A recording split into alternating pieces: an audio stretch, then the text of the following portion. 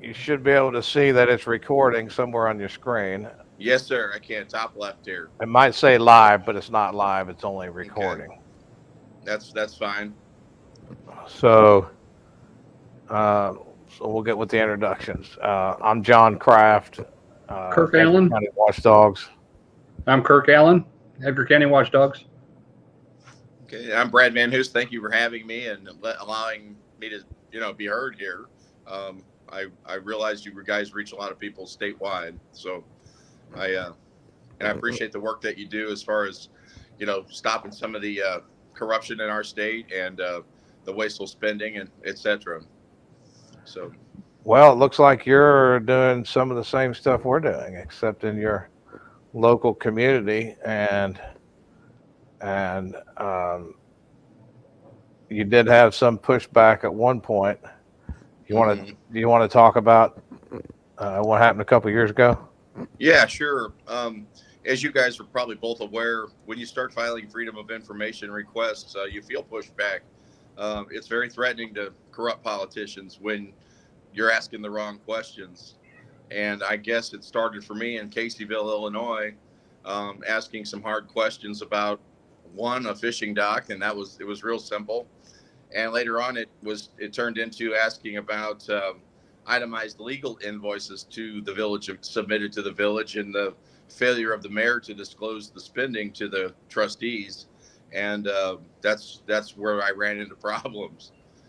Um I was accused of threatening a public official, which he was actually a relative, and it couldn't have been further from the truth.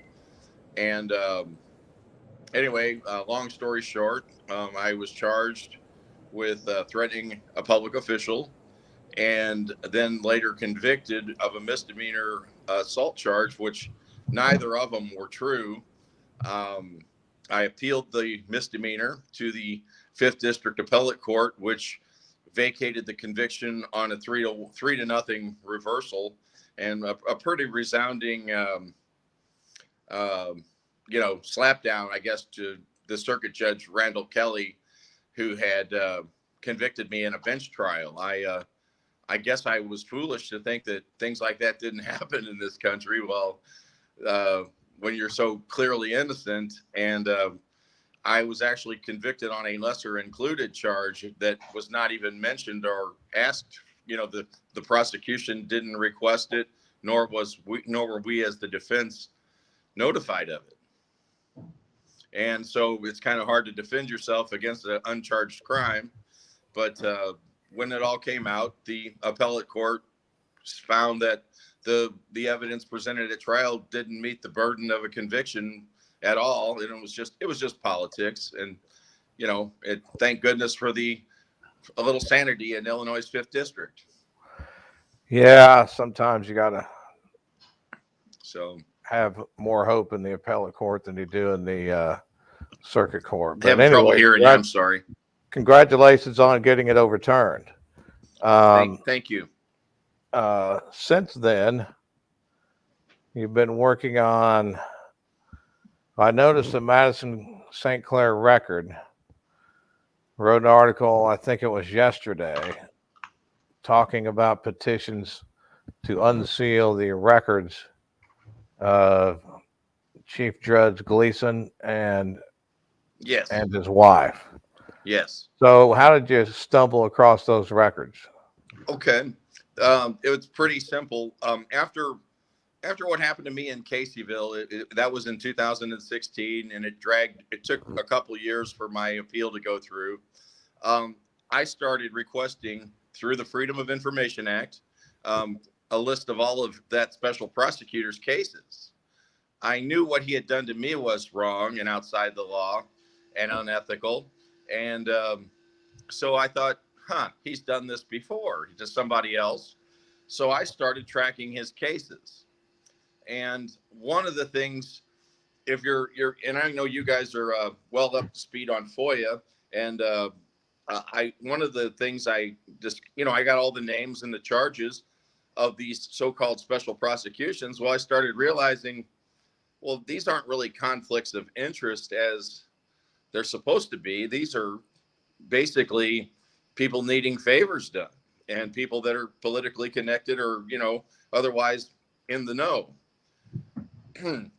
So one of the policies that the appellate prosecutor has is they're supposed to have a little engagement form, and cite, they fill it out at the state's attorney's office, and it's supposed to cite why it's a conflict of interest. Well, in St. Clair County, of the 180 cases since 2009 that were special prosecutions, I had 30 sheets of 30 records of those cases, and some of them they're just like the state's attorney's son, Brendan Kelly's son. He had 2 different ones, and not at no point did it indicate why it was a special prosecution. The same with others like Steve Sallerson, both of his sons. He's an assistant state's attorney. It didn't indicate why it was a special prosecution.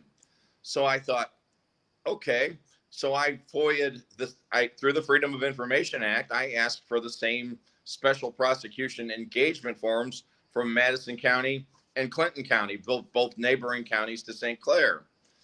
They, on the other hand, had all the engagement forms for all the documented cases, and they had just a general reason of why it was a special prosecution. Like, one, mom works in the state's attorney's office, and just for example, and then just they would cite the reason. This person, say, a county board member, but in St. Clair County, most of them were missing and just gone altogether. And in the one about Judge Gleason's wife, her name was Cahokia. It wasn't Gleason. And in that form for the drunk driving charge, it was 2018 DT, which is a drunk driving case, 258. And it just says a conflict exists. I didn't know who she was or why. And there were a number of those cases. And so I had kind of set that aside, and I go through that every quarter trying to figure out those answers, and I update that spreadsheet. Well, this summer, and I guess in August or so, we've been having a lot of trouble up at St. Clair County having access to public records. They have cited some hack that nobody seems to know about outside of the county, and basically getting information and documents has been just like pulling teeth up there. Now our circuit clerk did just resign, and I don't know what that's about, but I have to think it has something to do with all these sealed cases that weren't supposed to be sealed, and a lot of these missing records, but I don't know why. But well, how long have they been circuit clerk? She had been circuit clerk for, I think, 8 years, maybe longer, maybe a little longer, maybe 11. She'd been there a couple terms. Her husband is also a judge, an associate judge, and her father-in-law is the chief of police in the city of Belleville. So she's pretty well connected and was pretty well insulated. But anyway, through the pandemic, it's been a challenge to get records. And when I was updating the spreadsheet, I finally found myself down to that little list of names that were dubious to me or unknown to me. I run across the name Cahokia. So like I always do, I Google the name first, and then I run it through the St. Clair County, what I can access. And as it turned out, I see a civil case filed against her, Gleason versus Cahokia. And I thought, who's this? So I clicked on that, and sure enough, the chief judge, Andrew Gleason, was divorcing her. When I Googled her name, it also showed not only it gives you the updates. It showed she had a 2019 drunk driving charge over in Town and Country about a year after this 2018 one in St. Clair County. And I'm like, oh, great. We turned a drunk driver loose to go over and, turned her loose on the streets of Missouri. Thanks, Mr. Rands. And anyway, when I looked at her sheet there, her criminal sheet, the drunk driving was completely missing from the docket. And the only thing left were and this is in St. Clair County, of course, from the 2018, there was a seatbelt ticket, no insurance ticket, and a improper lane usage. Well, then I started looking through, and the DUI had been dismissed in August of 2018 with no explanation. You can see that, but then then the other three tickets, the companion tickets, two of the three were dismissed. They dismissed the no insurance, and of course that could be that she showed compliance. They dismissed the no seatbelt ticket, I guess, as a plea bargain deal. That's not uncommon. And then she pled guilty to the uh, improper lane usage, which means that she either had a fender bender or some kind of accident, or that was the justification for stopping her to begin with by the Freeburg, Illinois police. She pled guilty to that. She paid a small fine, and she was put on either 30 or 90 days supervision. Because the records are gone, it's kind of hard to determine exactly how long. But that was in November of 2018. I didn't really immediately put this together because I really was never looking at Judge Gleason. I never had any, so to speak, axe to grind with him. My issues were following around this special prosecutor. But I realized suddenly, well, to get a special prosecution engaged, an MR case had to be filed, miscellaneous remedy, to engage the special prosecutor. Well, that was missing too. And all the paperwork was missing from the file. But what I put together is he was running for retention in a very contested retention campaign in 2018. So in the summer, right before the election in August, they flush this. They bring in David Rands, and they get rid of the DUI. Immediately following the election, they dismissed the other charges and let her plead guilty to the improper lane usage. And I thought, wow, man, talk about trying to bamboozle the public and the voters. That's how I felt. Yeah. And that was the reason I kind of started making noise about it, so to speak, and talked to you guys. And then later on, though, things had come to light about Judge Gleason, and people were bringing me information left and right. I mean, anonymously, and they didn't want their name involved because of retribution. And I understand that. But it showed some of the documents I got showed 2 drunk driving tickets from 94 and 99 that Judge Gleason had reduced, in 2009, he had petitioned to seal. Well, a DUI are not supposed to be there's a handful of charges in Illinois that can't be sealed, and the drunk driving is one of them. So what he did while he was a sitting judge in 2009, he got a prosecutor, whether it was the local prosecutor and now a Judge Bob Hayda or David Rands, I don't know for sure because the records are gone. But they vacated the drunk driving charges and they reduced it to reckless conduct and then sealed them. And that was right before he was going to be appointed as an associate judge in 2011. And the following year, that was his first run in 2012 to run for circuit. So he was basically trying to hide his criminal background from the voters. So people, they didn't know about, I guess, his past behavior and I guess overall lack of good judgment as far as I'm concerned. But, that's my opinion. But So that's kind of how this all kind of came together. The Cahokia case was an intersection with David Rands. And what was funny about the Cahokia case is this woman had 28 other traffic violations listed on her sheet just in St. Clair County. And everything leading up to 2018 had been either dismissed or dismissed through supervision through the regular prosecutor. Then all of a sudden in 2018, now it's a conflict of interest. I'm like, that's bogus. So, and to make matters worse, in 2019, she had 2 other traffic charges. Didn't need a special prosecutor for those. Just the 2018 ones when Judge Gleason was up for retention. But had he not filed for divorce against her in 2021, back in, I think it was May, and it's St. Clair County 21D 474 is the case number.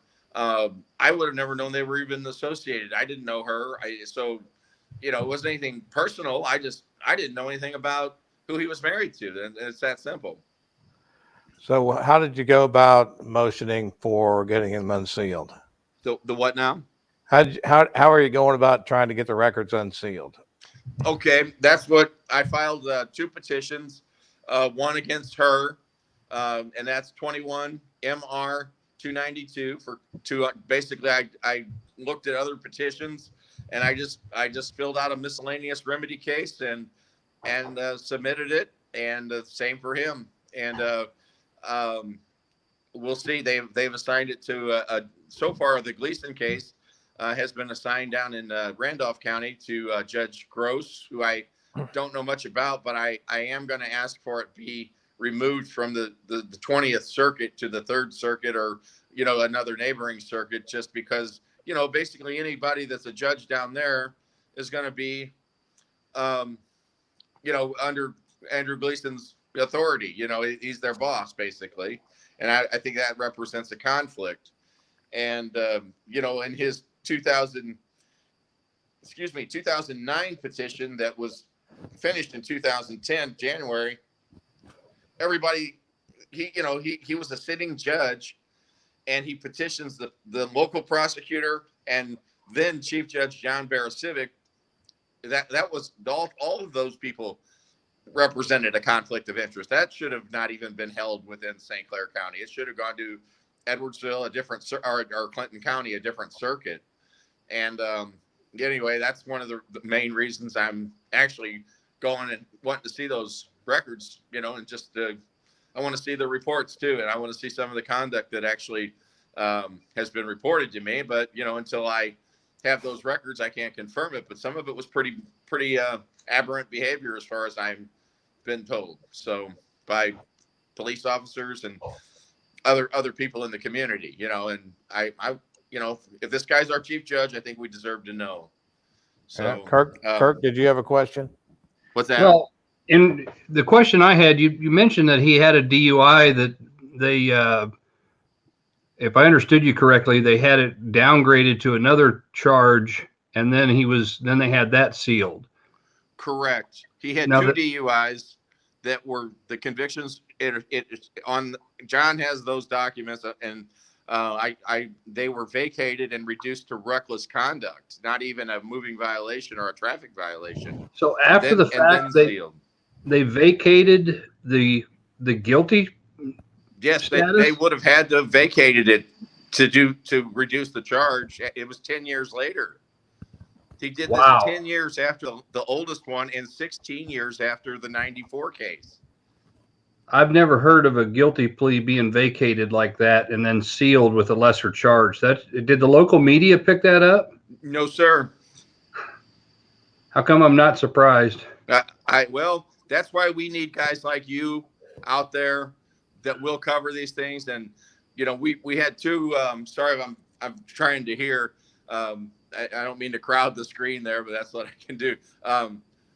We only really had one news source for the longest time here, and outside of you guys coming forward and doing the things you do and taking the actions you take, showing up and asking these questions, nobody here was doing it.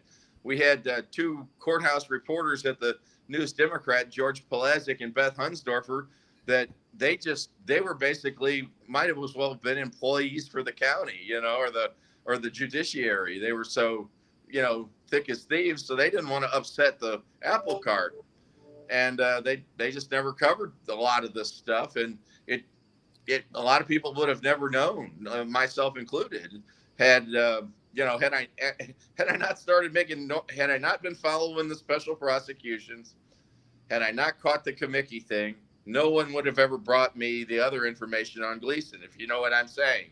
So once you open Pandora's box, man, and you, as they say, peel the onion, it seems like it gets more and more rotten towards the core. And I'm in a 100% agreement with you. Steve Corris is a friend of mine, and he's a writer for the Madison Record, and he's an old school court reporter.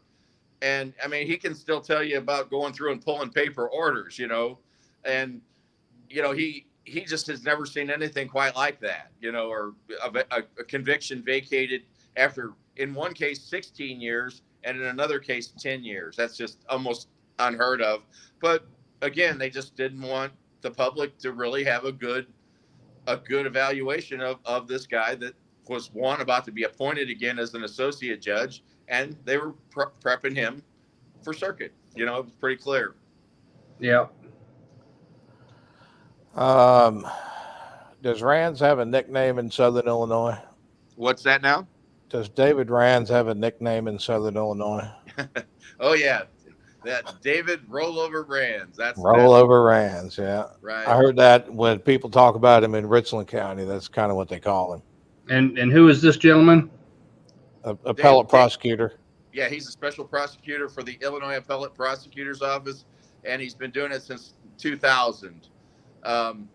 His caseload in St. Clair County, if you don't mind me sharing this, he really didn't have that many cases in St. Clair under the former prosecutor, a guy named Bob Hayda, who is now a judge. And he was also the one that signed off on Gleason's petition to seal. Hayda would basically handle most of those cases himself. And it wasn't until about 2009 when Brendan Kelly, a very inexperienced prosecutor, I guess, probably not really qualified at the time for the job, was appointed and then was voted in later. Of course, nobody ran against him because the opposition is terrified of the Democratic Party here. They make an example of anybody that wants to run against them, and that's pretty clear. But Kelly, man, when he came in, all of a sudden it skyrocketed. I mean, what was a handful of cases between 2000 and 2009 for Rands here in St. Clair alone went up to about 170 that I know of. And I say that not because I haven't done my homework. I have FOIA'd through the Freedom of Information Act all his cases from St. Clair County and from the Appellate Prosecutor's Office, and there's always a different number and different names. And with each new FOIA, it's funny, cases that weren't in previous FOIAs are suddenly in this one, and vice versa. I can't get a straight answer, is what I'm trying to tell you, from either Mr. Delfino's office or from the St. Clair County Prosecutor's Office. But what I will say this, and I'm going to be real clear about it, we'll go to national politics. Donald Trump, he shouted voter fraud at the end of the election, and he never could put a finger on a specific thing. In Illinois, we talk about corruption all the time, and it's one of the most corrupt states nationally there is. Well, David Rands is truly the individual mechanism that continues the ongoing corruption. Because if you needed a fixed outcome or favorable treatment for somebody that's politically connected or like I say, in the know, whatever you want to use, you bring David Rands in. There doesn't have to be a conflict of interest. And I'll go further here. I like our own prosecutor here. I've got 5 cases of family members of Jim Gomrick, our current prosecutor. One of them was criminal sexual abuse by force that David Rands was brought in. And granted, that is a conflict of interest, but he spread that case out for almost 3 years until the guy finally died. And right before he died, they dismissed the charge. Now, this happened out in Smithton, Illinois. How would you like to be that woman that he did that to, that has to look at that guy? It took him almost a year to charge him. And it was just unbelievable the way that whole case was handled. And the appellate prosecutor doesn't return calls. They don't answer media inquiries unless it's beneficial to them. I've let Patrick Delfino know this. I've let Ben Getton know these things, and they don't even respond either. And but David Rands has been the single mechanism. I'm not really that smart. I don't consider myself that smart. But to find the corruption in Southern Illinois, all I had to do was follow his cases around, and it wasn't tough. It was like following breadcrumbs through the forest. It was that simple. If you want to find public corruption. Yeah, unfortunately, that seems to be common all over the state. Yeah. Oh, certainly is. And again, you guys, we've agreed and disagreed on some things. You guys are a godsend to the whole state. You guys publish things that nobody else will touch. and you show up at meetings and you ask those hard questions. And unfortunately, we've been let down here in Illinois as bad as we've been let down on a national level by our own media, in my opinion. So, Well, we appreciate that, but I really like how you mentioned that you compared FOIA requests from two different public entities. correct. That's important. And we do that. We routinely do that. If we're looking at hazardous materials or hazardous waste, we'll FOIA the public body and then we'll FOIA the EPA. If we're looking Yep. at grants, we'll FOIA the public body and then we'll FOIA the public entity that made the grants, just to make sure that they match and we're given all the information we're supposed to have. I mean, some people think that's excessive, but no, you gotta make sure that the public body is not going to lie to you. And I would love to tell you that it was my idea. I stole that from you guys by reading some of your submissions. I took that from you guys, and I thought, hey, I'll ask them, and I asked them on the same day, filed the same one, independent of one another, and wait and see what comes back. Oh, it's amazing. You know, ideally you would get the same thing back from each of them, but rarely does that ever happen. Right. Yep. And I think that's a great point to make in this one is, you know, every bit of that information has to be filed elsewhere. Ask for it from all the places where that stuff is supposed to go if you're truly wanting to get accurate information. That's a great tool that I use that you guys, I just got from, you guys are up in Paris and I'm down here, but I read your stuff, and I caught that a couple of years ago and I started using that practice, and it's been nothing but helpful and informative. That's good. Glad we were able to help with that. On another note, you're in St. Clair County. What do you think of Cahokia Heights? What do I think of Cahokia Heights? Well, initially I thought it was just a way to expand the East St. Louis Election Commission and continue that disaster. But as it's turning out, I'm kind of pleased at the way I see Curtis McCall handling things. And he's trying to actually get some things for his people or for his constituents. I kind of have my reservations about Joanne Reed. She was another one of those special prosecutions of David Rands. God. Yeah, we wrote about her several times. I have my reservations about her being left on the payroll. Sometimes that's what you got to do to make a deal. So, you know, there's always a little bit of bad with some of the good.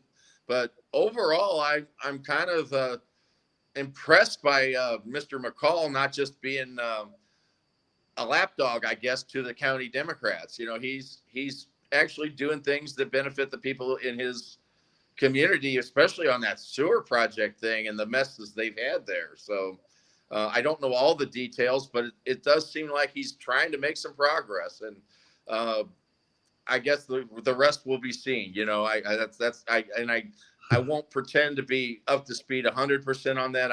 I see a lot of what you guys write, and I'll be honest, that's where I draw a lot of my opinions. But well, some of it makes the local news, and frankly, I'm kind of impressed a little bit more. I'm pleasantly surprised at how Mr. McCall's handled things. That's what I can tell you at this point. Yeah, he has promised us an on-camera interview and tour of the city after he's been in office about a year, and we're gonna make sure that he upholds his promise to do that. And when I sit back and read and watch what he's doing, I mean, it's certainly everybody can't do everything right, and I think he's on the right track. Yeah, I'm gonna have to. I'll give him that. Yes, sir. Yep. Are there anything else we need to talk about? I mean, I've got your stack of. And you know, if you read the Madison article, just in closing, one of the things Judge Gleason, there you go. Yeah, did I give you all those? Okay. Yeah. Sorry, I flood people with documents sometimes. My apologies. One of the things, and this isn't anything maybe relative to your story, but you know, Judge Gleason here in that Madison Record article, he tried to imply or something that an attorney here, a local attorney that he kind of had attacked, he filed 5 baseless bar complaints against her. Margaret Lowry had enlisted me or I'm filing these petitions at her behest, which couldn't be further from the truth. I got a hold of the information and I took the action I'm taking now because I had been tracking David Rands' case, and he led me right to Judge Gleason and his conduct. So I think that was really unfair, and so I have to give Miss Lowry, who I do know, and I have done some research for her. She had absolutely nothing to do with this. I'd been tracking David Rands like a bloodhound for the last 5 years. When he prosecuted me and the way he handled it, I just knew there was something wrong with the man, and I knew he had way too much authority to handle. And I knew that if he did this to me, he'd done it to other people. And what I found kind of surprised me. I thought maybe he was more of an attack dog, like on dissenters, people asking hard questions. He is that, but more so than anything else, he basically, if you need a fixed outcome and a case drop, man, you just get on the phone and dial up rollover Rands, and he makes an appear, and all those problems, those big problems turn into small problems, so they just completely vanish. So Yeah. time and time and time again, there's just too many cases to cite. But it's a very long but distinguished list of local power brokers and their family members that have gotten free rides, clearly illustrating those two tiers of justice that we so often talk about. Yep. All right. Well, anything else? Nothing unless you got something else for me. I'm happy to answer any of your questions. All right. I'm going to end the recording and then we can talk. Okay.